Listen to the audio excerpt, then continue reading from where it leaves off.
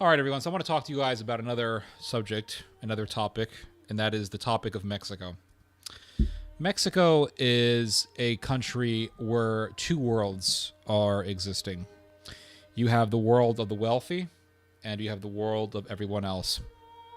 In Mexico, there is a term, and anyone who lives in Mexico knows what I'm talking about. There is a term in Mexico for people who are rich and snobby. They call them fresas. Fresa is the Spanish word for strawberry, so they call them strawberries. In Mexico, to call someone a fresa is a big insult. It is a huge insult, actually. And if you call a wealthy person a fresa, they more than likely will be very upset with you.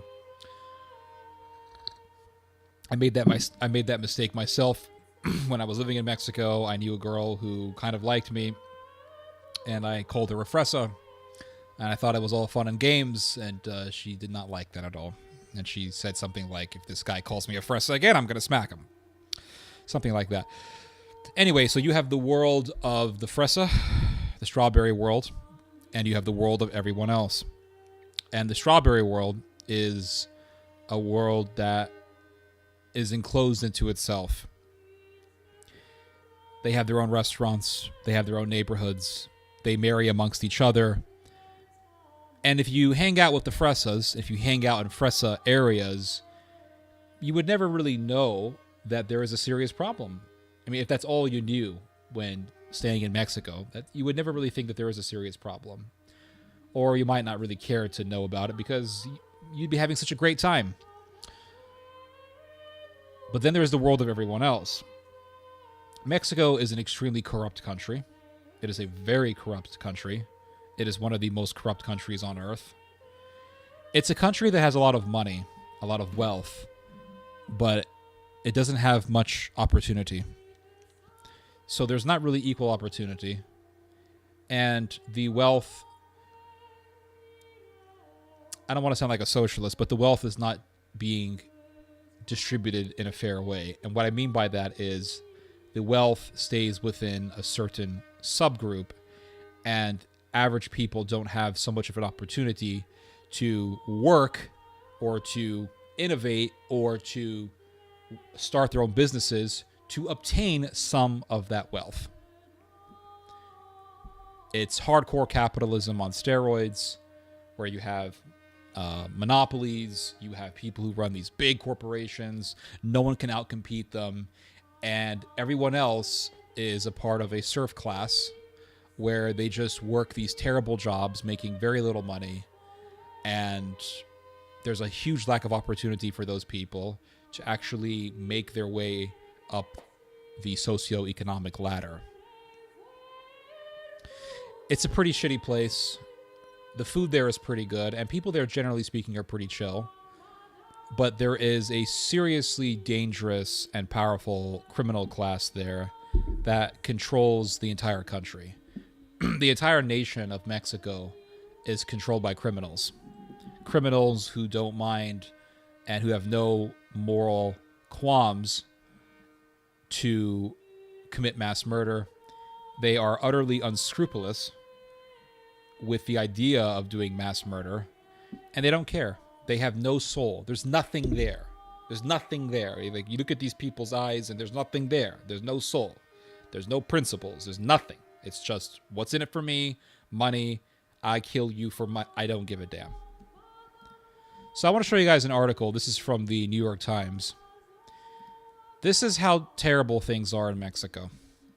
One of the most dangerous jobs in Mexico is running for office. And in the Western Hemisphere, at least, Mexico is the most dangerous country to run for politics. That's if you're a principled person who actually wants to fight crime. If you want to run for office in Mexico and you say, I want to fight crime, the chances are that you're going to be killed by the criminals because they don't want serious politicians who actually want to lower down the crime rate. So, going back to this article, there was a politician in the Mexican state of Guanajuato who was gunned down because she was running for office telling the people, I'm going to fight the criminals. I'm going to raise the pay of police officers. And she got gunned down. Not surprising. So look at what it says here. This article really goes to show just how decayed Mexico is. Mexico is a very, very decayed society. It's a society where you have really a tremendous amount of indifference about the evils that surround them. So, for example, in Mexico, your mayor could be a drug dealer. And no one bats an eye. Everyone's like, yeah, he's a drug dealer. Yeah, he's cool. He's great. Nobody cares. In America, you have this sense of, hey, this is wrong and we should fight it. In Mexico, it's basically, I live for the moment and I don't give a damn. It is a nation of indifference. It's a nation of utter indifference. Another thing that is very depressing about Mexico is the state of criminal culture.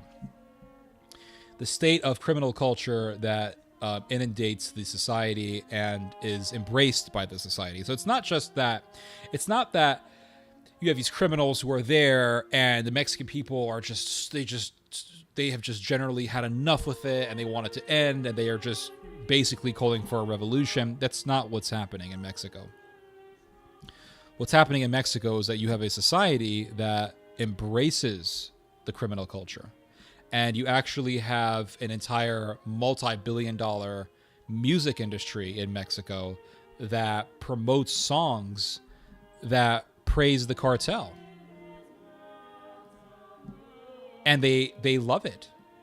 And you have women, and I've heard this before, you have women in Mexico who go to bars and clubs dressed to impress,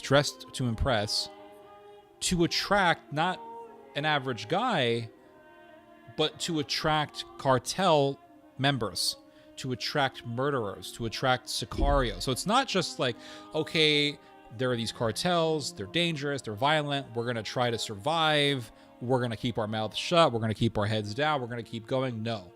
There's a cartel culture, and we think it's actually really cool. And the women are going after the cartel guys. The cartel guys are now seen as alpha males.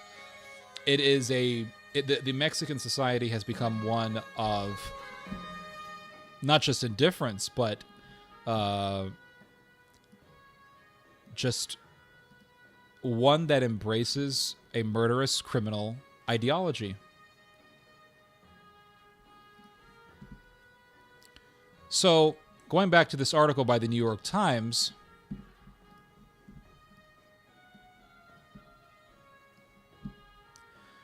Gisela Gaitan had just arrived at an event on the first day of her mayoral campaign in central Mexico's industrial heartland when the gunfire broke out. Moments later, her lifeless body laid crumpled in a pool of blood. So she was murdered. The assassination in broad daylight of Miss Gaitan, a 37-year-old lawyer, reflects a gruesome trend in the year's general election in Mexico. She figures among the 36 people killed since last summer while seeking public office, according to a New York Times analysis. So 36 people plus Gaitan, or 36 people, I should just say, who were running for office, were murdered last summer in Mexico. That is horrendous. The candidate killings point to a threat at the core of Mexico's democracy. Voters are preparing to cast ballots next month in a spirited election that could produce the first country's female president. And by the way, that woman has already won, and she's President Scheinbaum. Yeah. Reminds me of the AUE culture in Russia back in early 2010s. I'll have to look that up. But analysts and law enforcement officials say that emboldened cartels are spreading fear in races at the local level as they expand their reach into extortion rackets, migrant trafficking, and food production. Heightening the sense of terror, not only candidates but their family members are being increasingly targeted, with at least 14 such relatives killed in recent months. Some cases have been especially gruesome. In Guerrero State, the dismembered bodies of a candidate for city council and his wife were found this month. Armed groups are also turning some of the killings into mass shootings. In Chiapas State, gunmen this month killed a mayoral candidate and 7 other people, including the candidate's sister and a young girl. So mass murder, chopping people up to pieces. This is what they think is good over there. What these demons think is good. To maximize their profits, Hydra-headed criminal groups need pliant elected officials. That means they need politicians who are going to acquiesce to their demands. Threats and bribes can ensure that a small town mayor or city council member turns a blind eye to illicit activities. But as the bloodshed in cities around Mexico makes painfully clear, analysts say candidates daring to veer from such cooperation face getting killed. In other words, they're scared shitless of the cartels. As a result, scores of them have dropped out of races. Some political parties have pulled out of certain towns after failing to find people willing to run. Instead of reaching out to voters in public, some local campaigns have largely moved online. What a society. You can't even speak freely without the fear of being murdered. That's not a free society, by the way. That's a demonic, tyrannical society. Nearly every week, more candidates are targeted. Since Miss Gaitan's death on April 1st stunned the city of Celaya, at least 8 more have been killed around the country. The attacks have intensified in states where gangs have splintered into multiple criminal groups, all of them fiercely competing for power, etc., etc. So now here, check this out.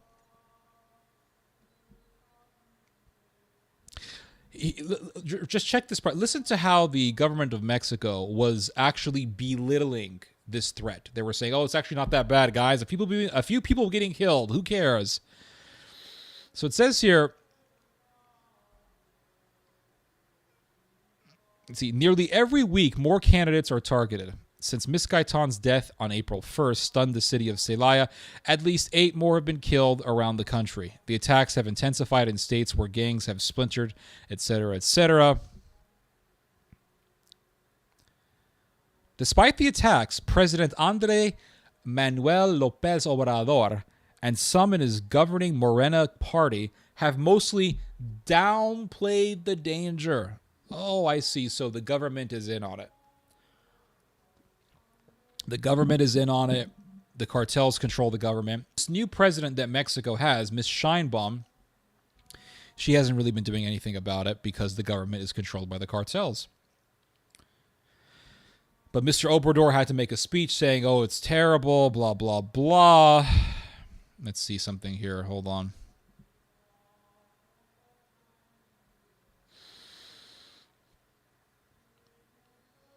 You see, part of the rise in cartel violence, security experts say, has to do with the Mexican president's own security strategy. Mr. López Obrador came to office in 2018 pledging to overhaul the country approach to crime. Okay, so what was his plan?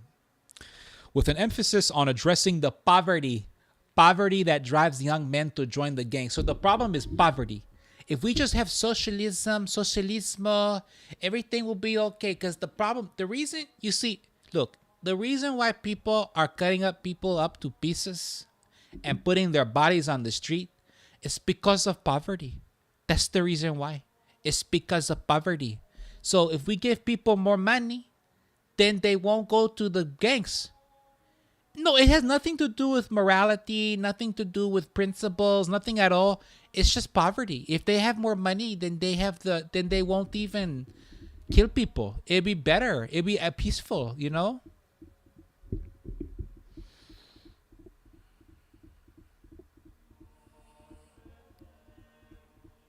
Now look at this. This demon. This is a mobster boss over there in Mexico. Mafia. I mean, as soon as you see the guy, that's mafia. This dude's mafia.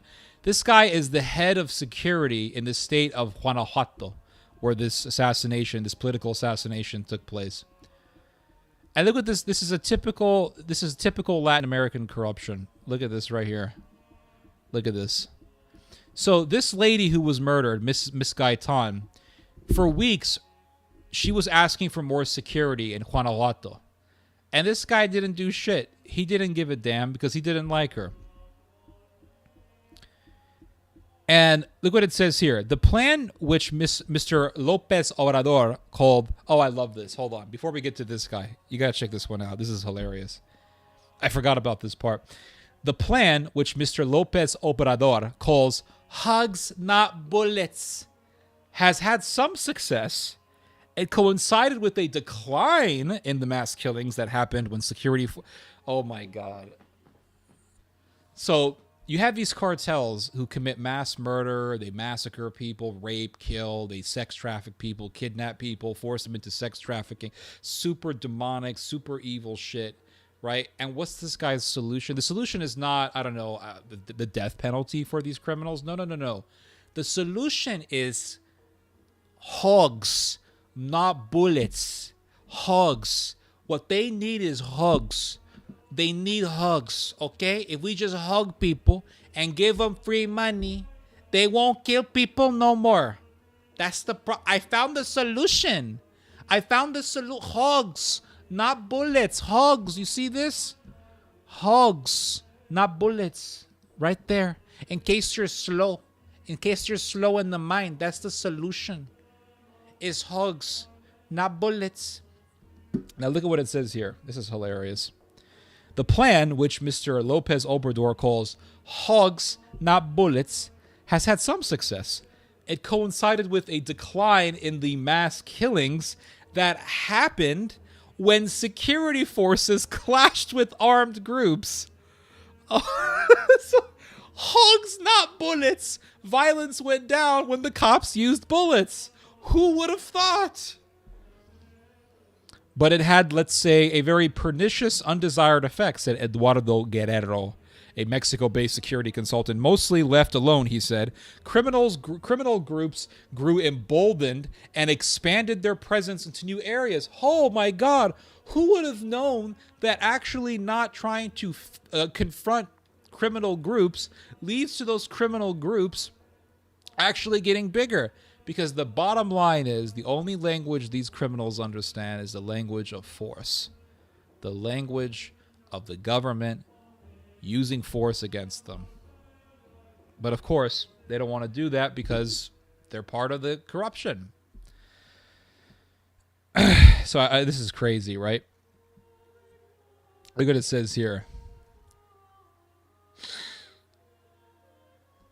Accompanied by a privately hired female bodyguard, Miss Gaitan had just started her campaign. Well aware of the dangers she faced, only hours before she was gunned down, she had announced some of her plans to make the city of Celaya safer at a local rally. Oh, safer. We can't have a safe city. No. It has to be ridden by criminals. She had promised to curb the activities of corrupt officials. There you go. Improve the salaries and working conditions of police officers, and install panic buttons and surveillance cameras throughout the city.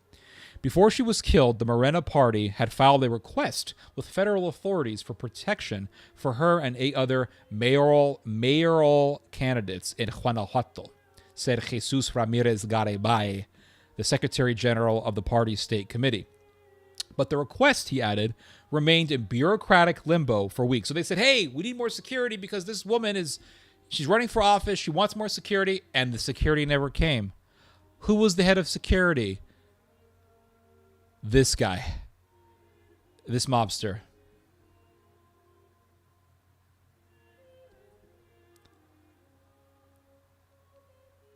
Look what it says here.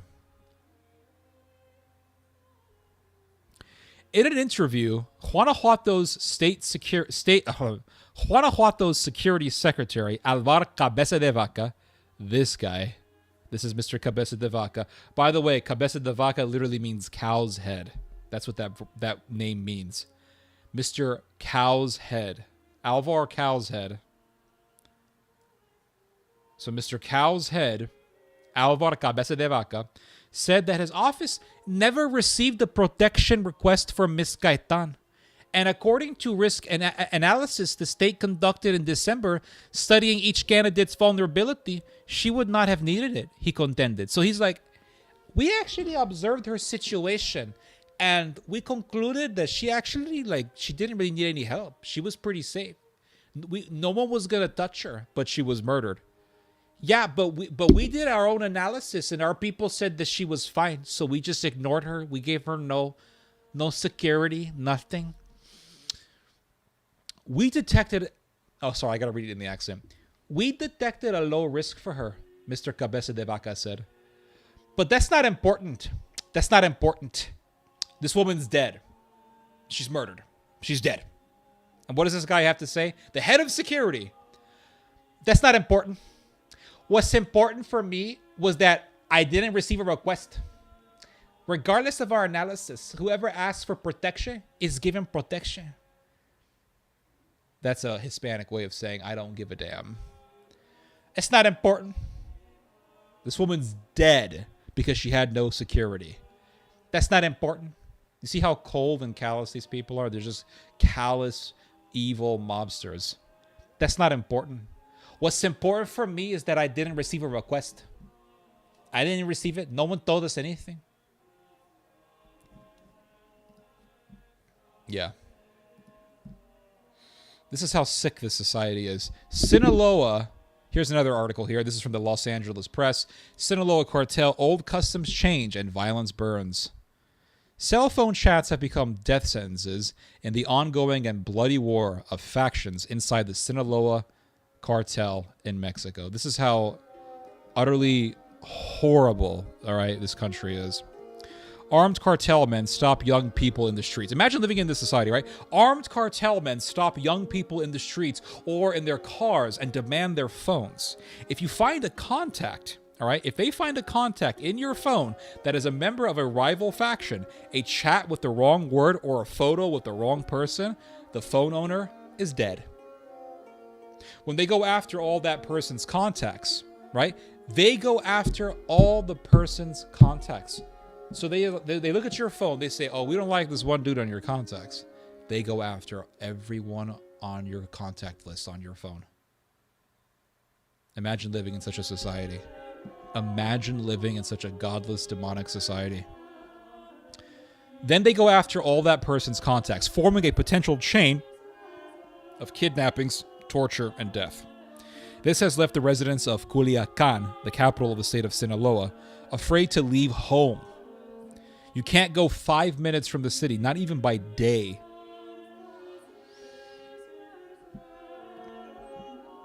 And check this one out.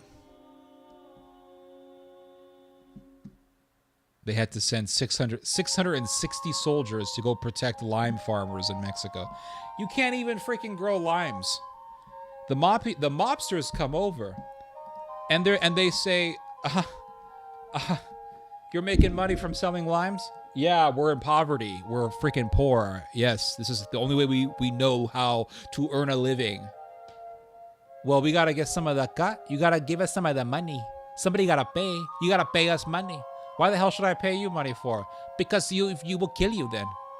We'll kill you. We'll cut you up to pieces." And they do this to the avocado farmers. They do this to the lime farmers. They got some poor avocado farmer's daughter years ago. And they said, if you want to see your daughter, you have to give us all your money. So the poor guy sold his house. He gave all of his money, everything he owned, to the cartel to save his daughter's life.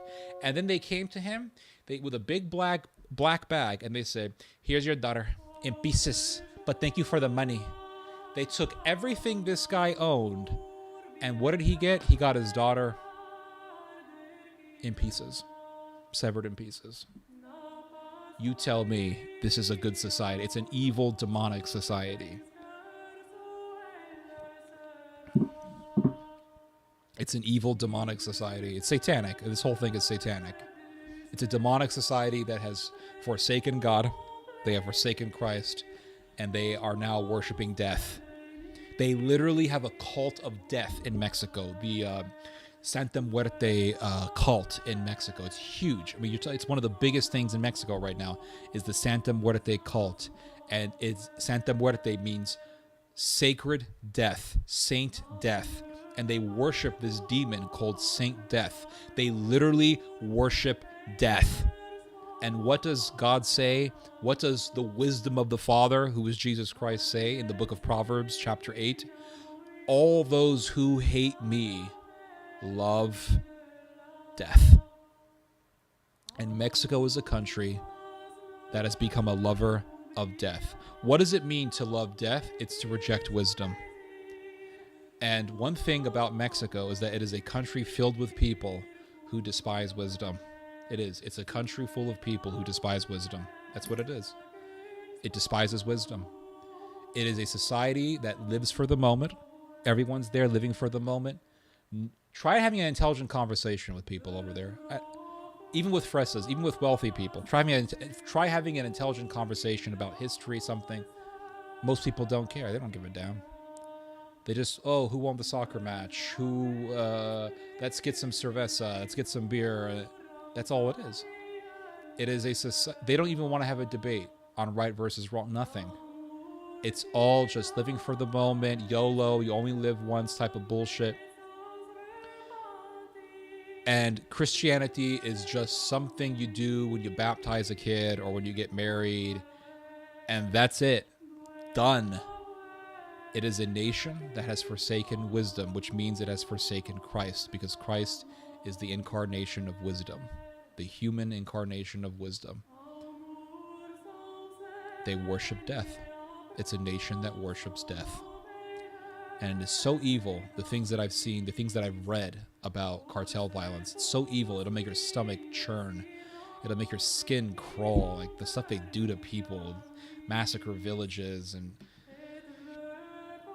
they kidnap people just to take their organs. They kill people and they take their organs. Yeah, there was a story I remember reading back in, was it back in 2016, 15, somewhere around there.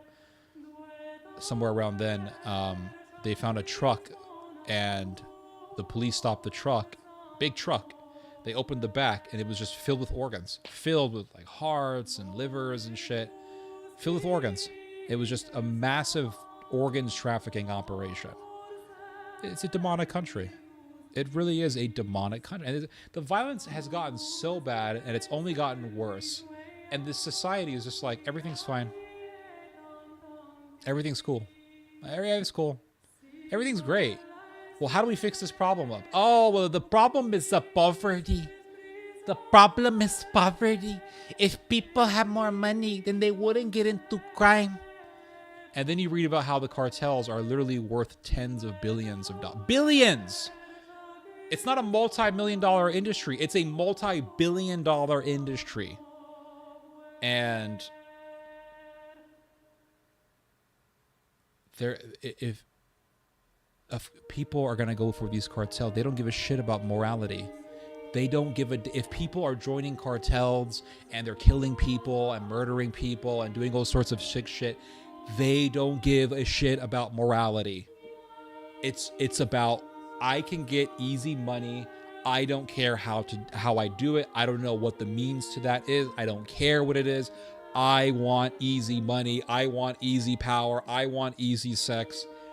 And you have women in Mexico who go after the narco guys. It's an entirely rotted, decayed society. It is. It is a rotted, decayed society because it is a society that is indifferent to evil. It only cares about money, money, money. And if people have no morals, you can give them all the free money you want. It doesn't get rid of the problem. Because at its foundation, the problem is the rejection of God.